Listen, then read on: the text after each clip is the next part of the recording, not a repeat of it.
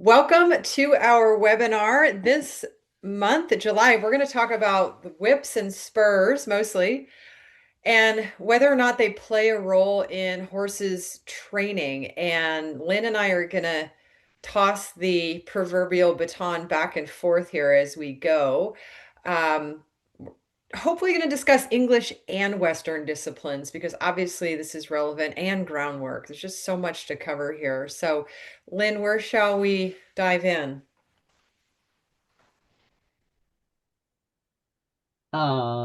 Well, let's start with the ideal. The ideal is that whips, spurs, and bits are used with finesse, and they're communication tools that help us train horses, and we can use them with increasing refinement as horses learn as their training progresses. But obviously, this takes skill, takes awareness of what you're doing and how your horse is responding, and it takes patience. And Jack, since this is you on this lovely horse, how about if you tell us what's happening? Yeah, so this is a great place to start the conversation because I think, and to go on record, I'm a little bit, I won't say indifferent, but I won't say I have a firm adherence to whether or not people use whips or spurs. So I'm pretty objective, I think, in regards to this topic. And I do want people to situate the topic from the understanding that these tools did evolve as tools because I think a lot of times people have a discipline scenario in their head when they think about a whip or a spur and they're coming at it from a negative angle right off the bat. Um, I mean, hopefully not, but my perception of when people speak about using a whip or a spur is often sort of to discipline the horse because it hasn't done what the rider intended. But in this case, this is kind of a typical young horse lacking balance. This is not a high level horse, so that's why you see my weight a little bit light in the saddle. And we were just trying to really motivate this horse to go forward. And this is really important because I think this theme is going to come up frequently throughout our chat. And I do think that's the main reason that people would reach for a whip or spurs is to kind of motivate the horse. Now, we will clarify that that is not always the reason that various equestrians use them. But in this case, this was a young horse, and we were just teaching we're just trying to free her up. She was kind of stiff and lumbering around, and we wanted to just create some forward energy and kind of get her thinking forward, which you can see in her facial expression. Her ears are up and her eye is bright, but that's not how we started. She was a little bit kind of shut down. So as you can see, I'm by no means like flogging her with the whip. I don't even recall if I had to use it much. But I did have it, and it was important because this is a horse that was really not responding to the leg when I would say, let's go. Nothing happened. And so we would give a little tickle with the whip right after I would squeeze with my leg. And so in English riding, this is a pretty common time to use a whip. So we'll And, yeah, go on. well, I'd like to point out that you've given her room to go forward. Your Yes. rein is soft. She's moving forward. Her face is at a natural angle for her body build. And while you're asking her to go forward, you've given her the room to do so. Yeah, and that is important, and I think some of our slides will cover it. Partly that is the reason behind a dressage whip. So the FEI regulations state that dressage whip should be no longer than 47.2 inches, which includes the little lash thing on the end. But really, it's kind of a function thing there with that rule. I mean, the idea is they don't want you to use a longer one because it can really bend around and sting the horse's hindquarter. But you want a long enough whip. Sometimes people think a shorter whip is kinder in some way because maybe you'd be less inclined to use it. But the idea with the longer whip, to your point, Lynn, is that when you apply it, you really sort of apply it across your leg. So you can see the angle of my whip in this picture. And were I to tap the horse with the whip, it should first touch my thigh and kind of bend around my thigh and then very lightly tap her rib cage. That's the idea. So you're not having to pull back on the rein in order to make contact with the horse. And because you do see that a lot. People, I just saw it in a lesson yesterday. I was given a lesson and somebody was trying to use their whip and the whip was too short and their contact was unsteady and they would jerk the horse in the mouth. Of course, they didn't mean to do that, but that's what was happening. So these are instances where whips definitely get a bad rap and they're also not serving the purpose for which they're intended. So they're not even getting the desired result.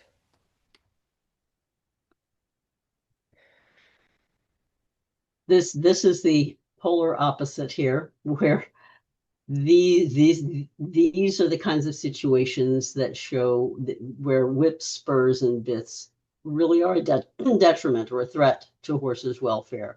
And I think this is why this has become such a polarized topic. As you mentioned, I too am not. I don't have an opinion about whether whips are spurs or bits are good or bad.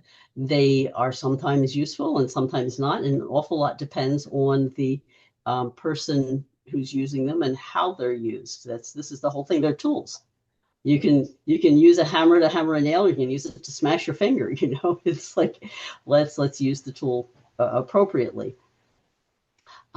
In this picture shows just the opposite of what you were doing. The horse presumably here has been cued to go forward, but he's given no place to go. And like it or not, most horse training involves negative reinforcement, and horses learn from the release of the pressure. And so that release is critical.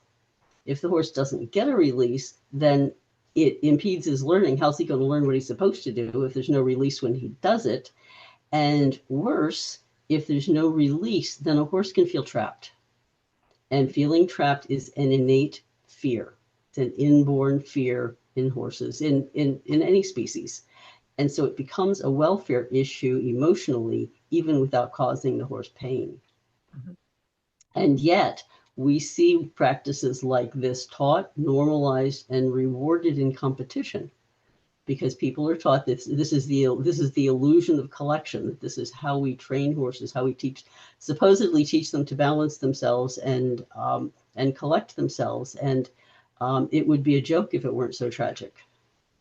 And it becomes the negativity around whips becomes sort of a self-fulfilling prophecy because the more that you would, I'm not saying I would, but the more somebody might whip this horse to get the desired result, to pick the feet up higher or to have more expression in the movement, the more shut down this horse is going to become. So not only do the nerves end up suffering damage and the skin and the fascia losing sensitivity, but emotionally they shut down. So then what happens? Well, people tend to amplify the cue, right? And then it does really start to become what you might say abusive.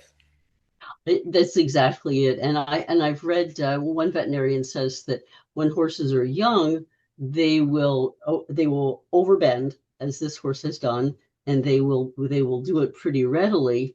But as they get older, and this has been done to them over and over, their necks begin to hurt. They don't overbend as readily, and so in order to get the same response from the horse, and again, as you said, they get dull to the spurs and the whip.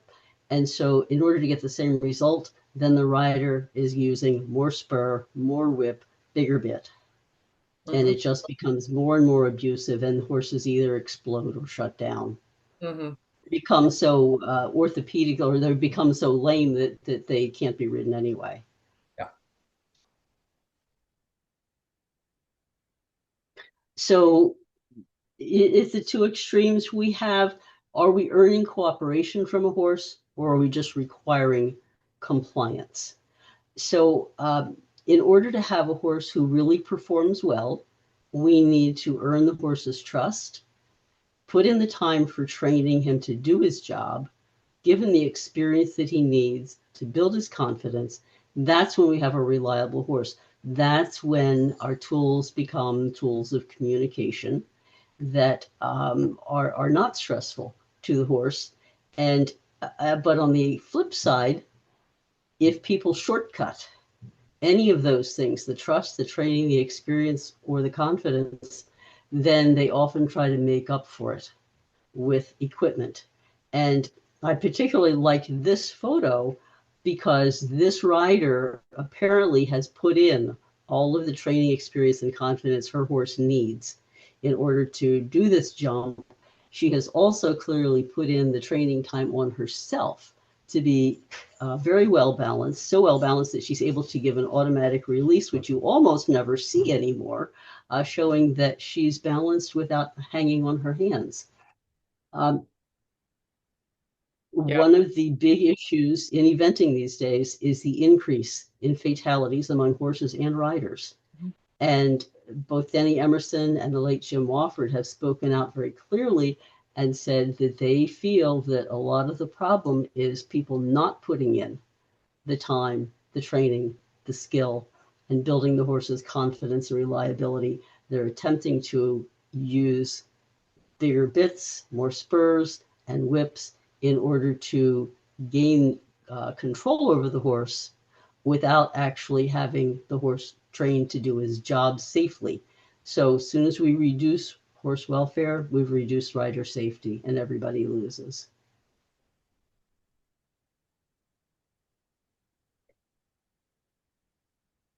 Could not find any studies of whip use in the United States. Um, among the general population, that is. But in the UK, they did a survey, and 90%, 96% of the riders who responded identified themselves as experienced, and all of them agreed that whips should be used only for education and reinforcement. Nobody thought that they should be used for punishment, and 60% of them said they did regularly ride with a whip, and yet, of those people, only 30% believe that whips actually cause the horse pain, Hmm. which I find very shocking. Hmm. Anatomically, just to check this out, some scientists looked at cadavers, humans and horses, and anatomically, horses' skin contains the same amount of pain receptors as human skin does. And we already know they can feel a fly land on their hair. So we know they can feel the tickle of a whip.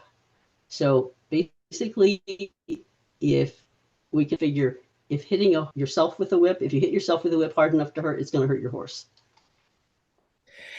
And I just want to jump in here. I know you're going to lead us in a second through some application with lunging, but I think in our mostly we've kind of focused on this concept of being on your horse and tickling it with the whip here and there to accomplish certain tasks, whether that's more energy or just to get a bit more attention or what have you. I also want to remind people that the tool of a whip extends in it can be used very differently. So sometimes I've seen in positive reinforcement training, it can be used as a target for horses to like to train the Spanish walk. That's how I like to train the Spanish walk. The horse learns to extend its foreleg out towards the whip. So it can be used in that capacity. It can also be used to sort of shape the horse. Manolo Mendez, who was just a huge guiding force in my life, when he works the horses on the ground, he uses a very light bamboo cane and he gently just rests it on the horse's croup or might touch a horse's hind leg to just bring their awareness because they are so sensitive to your point, Lynn. They're so sensitive to those very light touches. He uses it almost like a paintbrush. So I just want to keep people's lens really wide open that this is also using a whip judiciously and as it is meant to shape the horse, to give it maybe a bit of forward motivation by holding it in front of it, different ways, but beyond just kind of smacking the horse.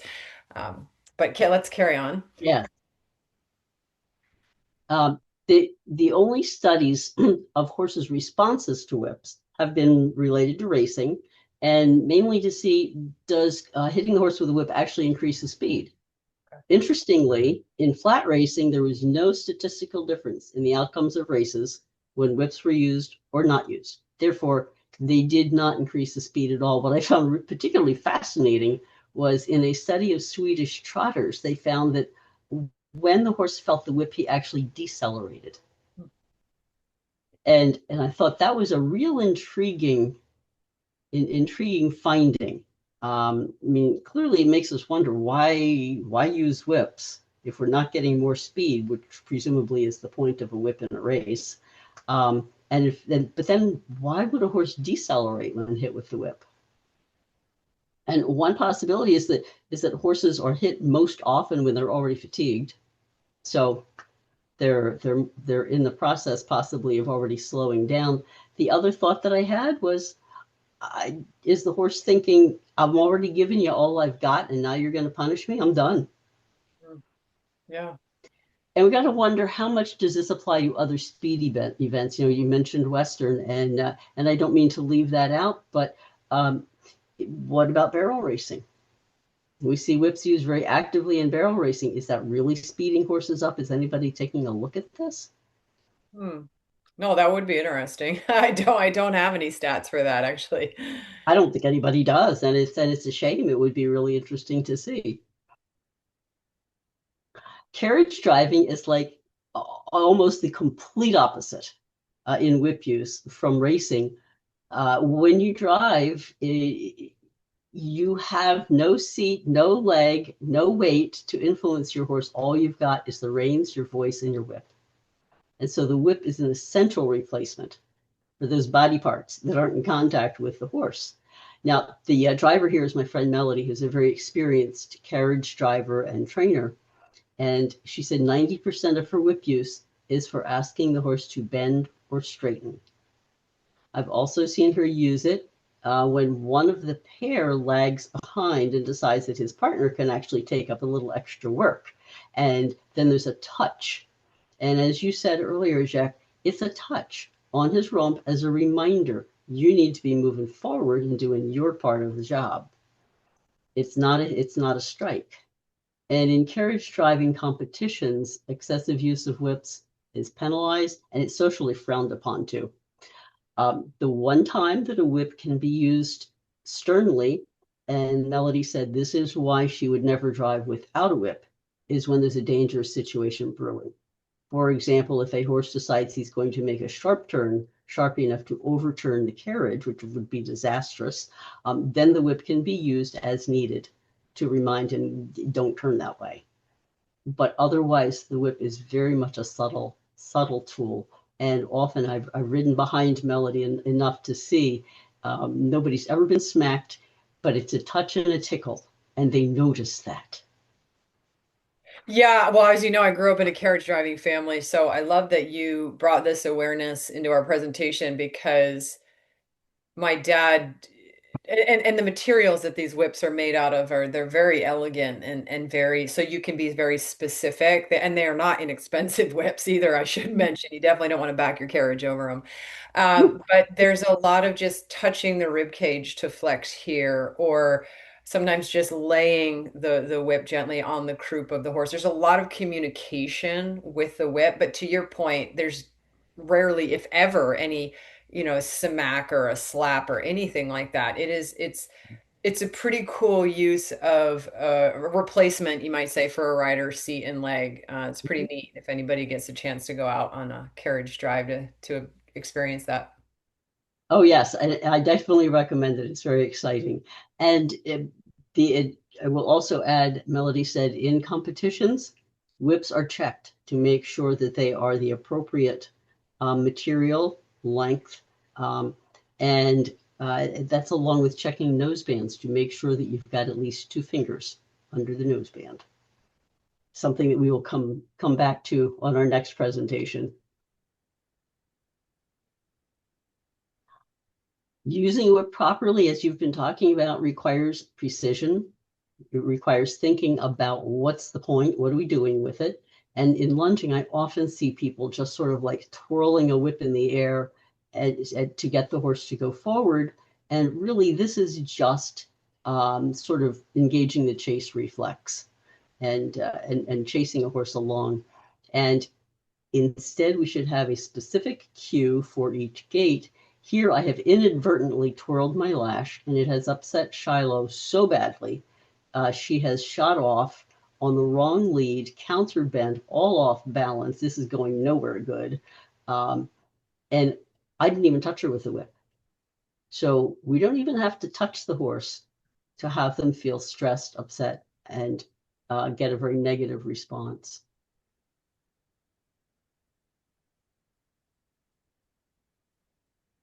This is Bronze. As you can see, he was never afraid of my dressage whip. He considered it a toy. When we were doing in-hand work, he occasionally took it out of my hand because he knew it made me laugh. Um, I did carry it when we rode in the ring pretty often, mostly because my instructors insisted that I carry it. Uh, but I had to be very careful with my use of it because if I gave him a little tap, even a tiny tap with it, um, he very often got indignant and sucked back. And it took me a while to realize that was probably because when I used my whip, I had not yet given him a clear enough cue with my seat, legs, reins, weight. And from his perspective, I was correcting him for my mistake. So I think that horses, that may sound anthropomorphic, but I think horses do indeed have interpretations of how we use things and what they mean. So any tool you use, you really need to pay attention to how your horse is responding to it, because individual horses have different tolerance for pain, for stress, and different interpretations of what you're doing. And So it's different really sensitivity levels too. I love that you're reminding us how individual they are because some horses legitimately have thicker skin. Um, so may respond to a tickle from the whip differently or not at all than another horse that might really feel it and be quite stressed by a small cue. Like they are so different. So, yes. I caution people to come up with firm opinions based on tiny sample sizes. Horses respond to all kinds of different training tools and techniques very differently. They do. It's always the horse who should have the last say, not your trainer and not some training technique. It's your horse's feedback that really, really matters. And so just to kind of close up the whips as we segue onto Spurs, I just wanted to remind people that it is easy to see whips in a negative light. So I think we all uh, can think of an instance where, somebody got heavy-handed with a whip and we never want to see that. And that is not what they are intended for. It is to make your communication more clear with the horse. And I would argue that's always the kindest way to be with our horse. But again, it depends how the horse tolerates a whip. So, for example, this is me riding my little guy, Diamante, who is usually quite responsive. Some days he's a little bit less responsive. For example, like if sometimes I ride shoulder in to the left, which is his less great side, he might sometimes lose a little bit of energy in that exercise. I will first try to cue him with my legs to regain the energy. And if that fails, a split second later, I just give him a little touch behind my heel with the whip. But it is so important to separate those aids, and it is always something that I always need to work on because it's coordination, and we humans, I mean, I watch riders do it all the time. If they carry a whip, sometimes if they're in a halt and they ask their horse to go forward, they'll kind of mindlessly just sort of bat the horse with the whip first and then close their legs. And they don't mean to do it that way, but it's a really refined coordination that we need to be. You should only use the whip as a reinforcement to the leg. It's not to just mindlessly use. So it is to make things more clear for the horse. And, the clearer we can be, the better.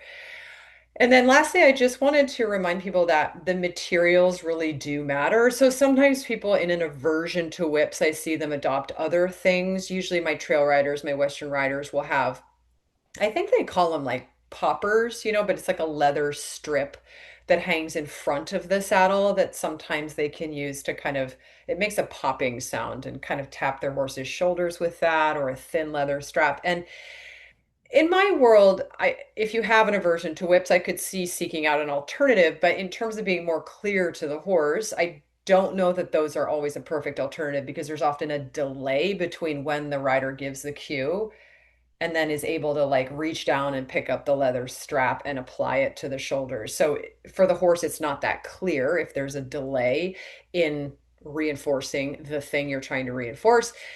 And then also, anytime you're having to like wiggle around and move your arms excessively, we're kind of busy and creating noise with our seat that then can confuse the horse.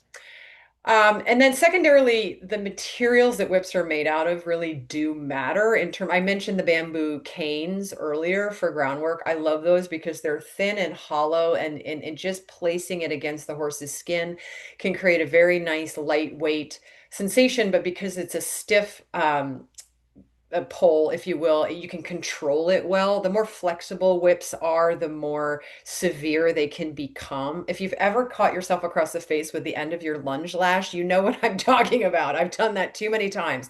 And that flexible bit of cord can build up momentum and it can really sting. So there's a reason that whips are made differently. We mentioned the driving whips, and the quality and the weight of the material really does matter. Linda Tellington Jones always had, I think they called it a wand, but it was a fairly stiff, not stiff and hard like a baseball bat, but something that you could really control so you're not inadvertently stinging the horse. So those are things to keep in mind as you navigate this with your own horse. And then we'll segue to chatting about Spurs. Again, I guess we have stats from the UK and not from the US. Although, so we used to have this term called earning your Spurs, and that sort of gives priority to people to really high level riders should be the ones if they choose to wearing Spurs. Now, it is nice to see that recently the FEI, I think last year, correct me if I'm wrong, if you know, Lynn, did away with the requirement to wear Spurs above a certain level. It is now optional, which is pretty cool. Um, but Progress. yeah, but still, the idea is that because they can be so punishing to the horse, that again, that's not how they're intended. They are intended to clarify a rider's seat cue, but you certainly see them misused a lot. At least I have, and it's tragic to see that. But we have some stats here that a higher percentage of professional riders use them compared to recreational riders. I do think that's probably English specific. I think in the Western world it is a bit different. But I had a stat here, Lynn, actually was published in the Journal of Equine Veterinary Science that reported horses that are subjective to excessive spurring, so that might be like on a daily basis, had showed elevated cortisol levels, which indicated a heightened daily level of stress. And I do think about dressage horses or the Western horses in that category. So certainly there's enough negative things to think about Spurs, but again, we'll just kind of walk through how and why they can play a positive role. So we can move on to the next slide. I mentioned earlier that with whips, but especially with spurs, there can be considerable damage done to the horse's connective tissue. So the skin, the nerves, the fascia, and these changes can create body-wide damage, if you will. So the adhesions that can form um, because of what we know now about the movement chains, the fascial chains in the horse's whole body, scarring or restriction in the fascia in this area, the rib cage, can affect how the horse is or isn't able to use its hind end. We've learned increasingly about things like gelding scars from the scarring that as a result of castrating male horses and how that can affect horses. This is similar, right? It would be a scarring that is in the fascia and the connective tissue that could be body wide. Now, the edema, the picture that came before this one, those pockets of edema. So that's basically just fluid that has formed from excessive spur use. That mostly can be repaired. A horse with that kind of damage from time off and not wearing spurs, that can go away and often does. If we go back to the gray horse, Lynn, the scarring when it's gotten to this level often does not. It's irreparable. And obviously, well, I say obviously, but I can't definitively say, but 9 times out of 10, there would be considerable nerve damage. So a lot of times people would describe these horses as being, dead to the leg, and they kind of literally are dead in their nerves to the leg. So the nerve root that serves that region of skin has basically been, has deadened, and it would not grow back unless there was a lot of therapy, and a young horse might stand a better chance to repair from this. So, this is the harmful side of spurs, and in addition to those elevated cortisol levels that I mentioned earlier. Um, Which are not surprising at all. I mean, feeling that pain on a, I mean, yeah, clearly got to be pain if we're going to see damage like that.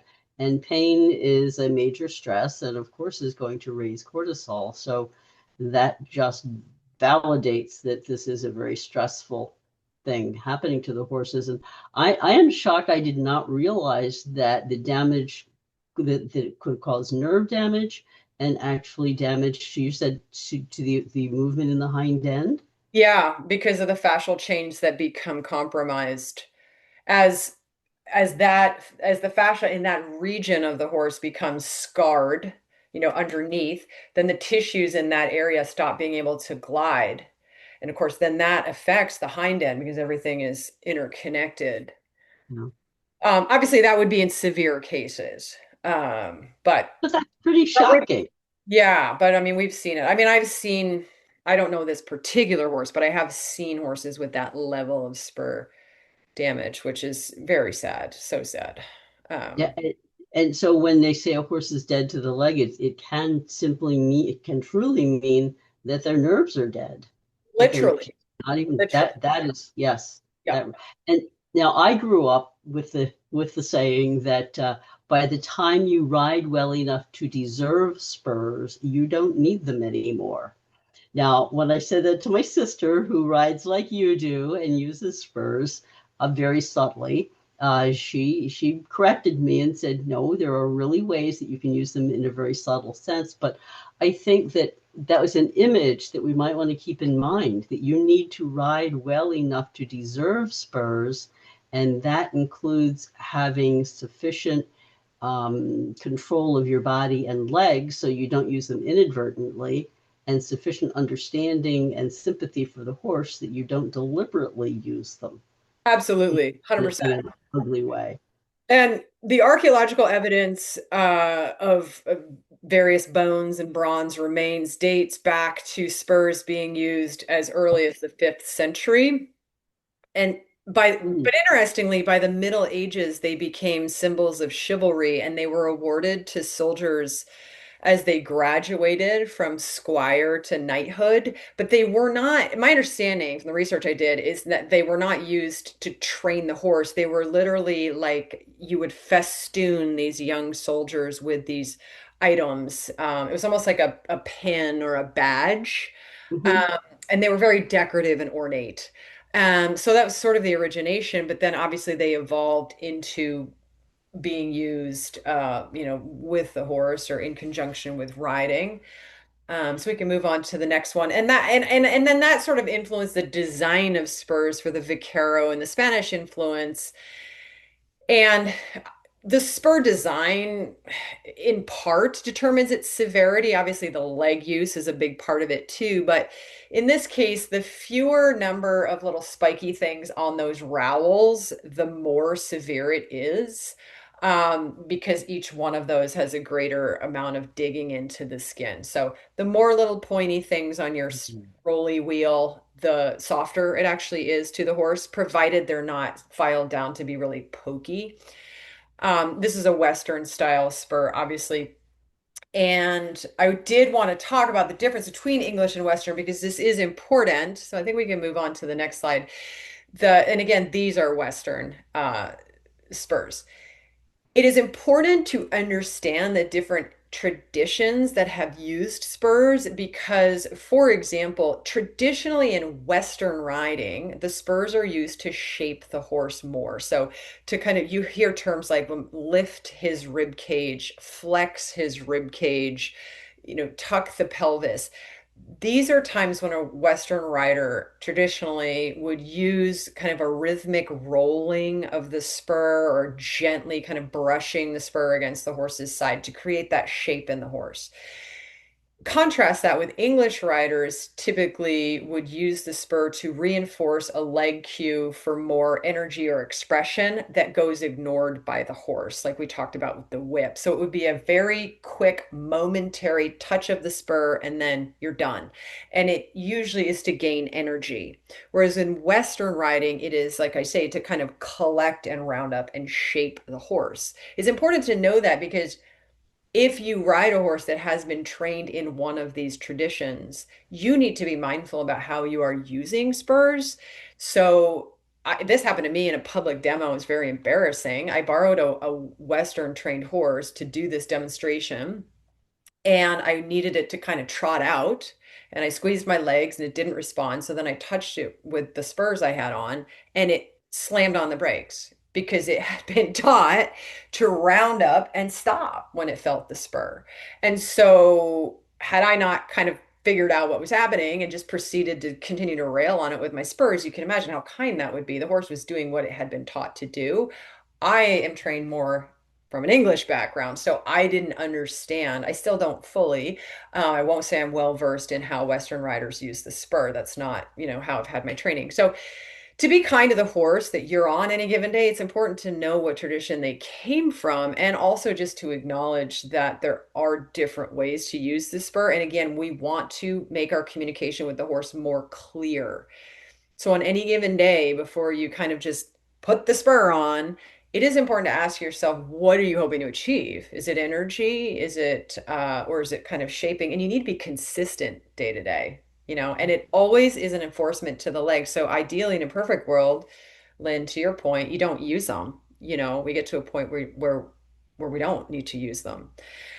And are running out of time here, but as we wrap up, I think that's a good place to wrap it up, Jack. Um, just want to remind people that, as always, the references to everything we've talked about are in the blog post that'll be on my website.